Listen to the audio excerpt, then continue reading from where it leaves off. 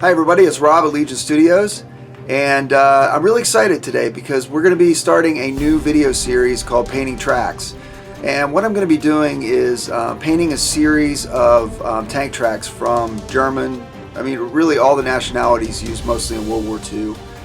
Most of these are going to be 156 scale 28mm World War II. There'll be a few Flames of War 15mm as well.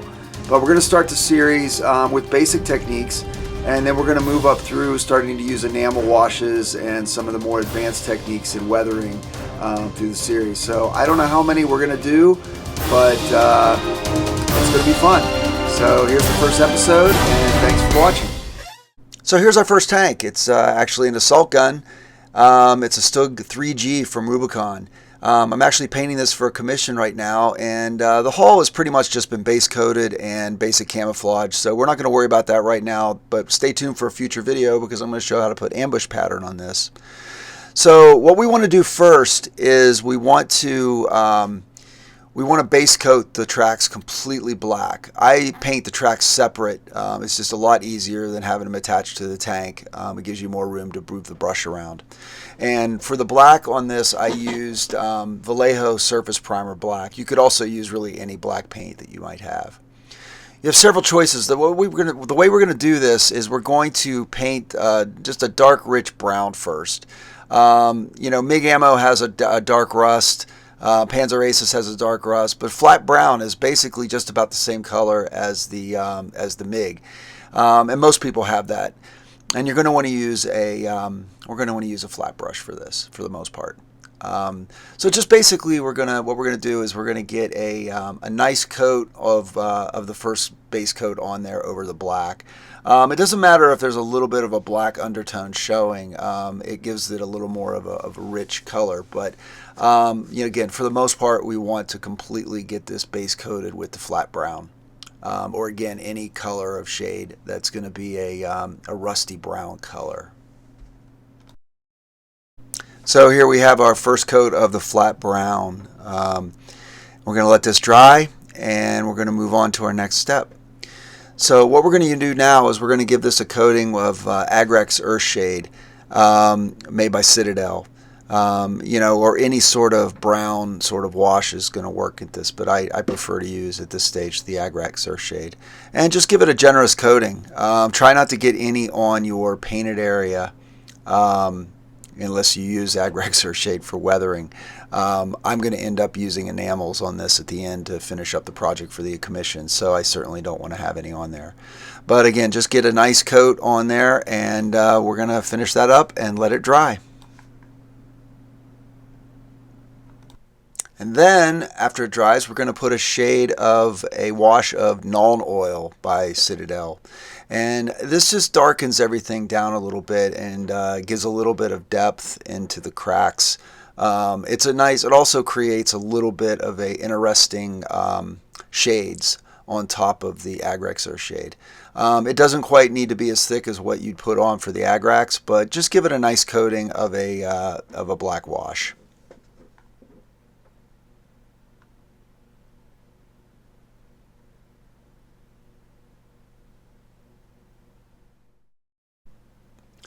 Okay, as you can see, this is dry, and it does give a nice interesting tone when the two mix together. And we're ready to move on to the next step. Okay, here's a technique that I use even through my advance. You're going to see that. I really like for metal on the tracks is to use a graphite pencil. You just have a lot of control. I really don't like the use of the heavy silver paints and bolt gun paints and gun paints. They shine too much, in my opinion. So really, all you really have to do here in this stage is just get a pencil sharp and just vigorously rub all around the tracks. Now, I also like to make sure you have to get the edges, so go along the side as well, and you're going to want to get into the teeth of the tracks inside to show some wear of the metal. Okay, so we have the graphite on, and the tracks are ready to seal. You're going to want to do that with graphite because it will rub off. So I like to use Tester's Dull Coat for this process. So we're just going to spray that and let it dry. Okay, so we want to paint the road wheels. This normally wouldn't be part of the tracks video, but I thought I would show you a little bit of a basic on what to do. You could use a black gray here, but honestly there's better colors that are readily available for rubber.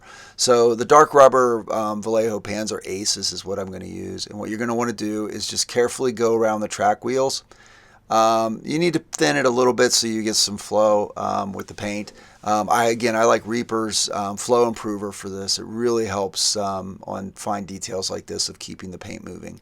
So we're going to go ahead and get all of the road wheels painted, and we'll be right back.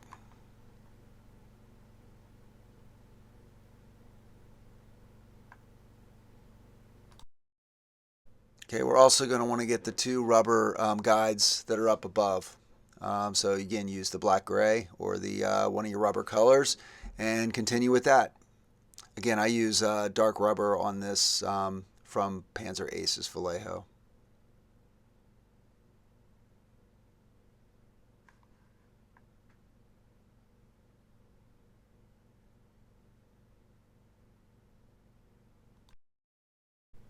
And here we have the end of the first phase. The rubber wheels are painted and the tracks are ready to go. But you know what? I just can't resist. We're going to continue on. We're going to do a little bit of basic chipping and weathering since I'm going to be doing this for the commission anyway. So what we're going to do is I take some black gray paint and I put it down on some sort of surface. I use a tile to paint on. I've been using it for years, and it's just nice. It cleans up easily.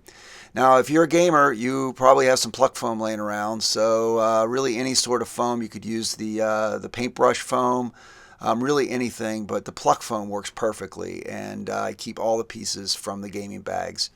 And you're just going to get most of it off, and then just kind of gently touch the black gray onto the upper painted surfaces of the treads of the wheels. This gives a nice chipping effect, a very easy chipping effect to use, and you can continue to use this on the surface of your hulls, your turrets, your barrels, infantry helmets, really anything. It's just a great technique for doing some basic chipping.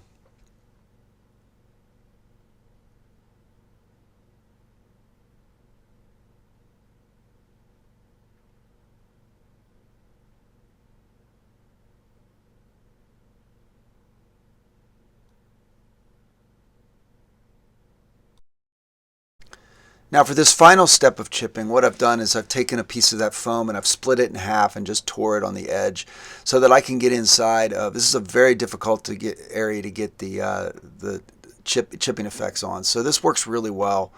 And so you get a nice point on there and just barely touch the surface of the painted area inside of the hull. You don't want to get too much. Again, just barely touch, less is more on this. As you can see as you do the other track, you can get that point up under the end of the tracks into areas that are really hard to reach. And this is where it's another advantage to paint your tracks separate, because if you were trying to hold the tank and do this, it would be very difficult and you could end up breaking some bits. And here we have our finished track. So I'm going to go ahead and get this mounted onto the StuG, and I'll show you the final product.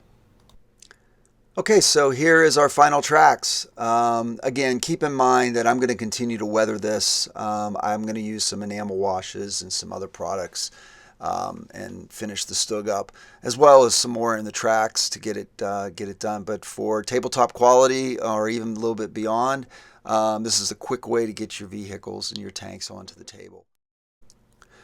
So I want to thank everybody for watching this video, and again, this is the first in a series of many to come. So I appreciate it, and make sure to like this video, and please subscribe to my channel for a lot more to come. Thanks, guys.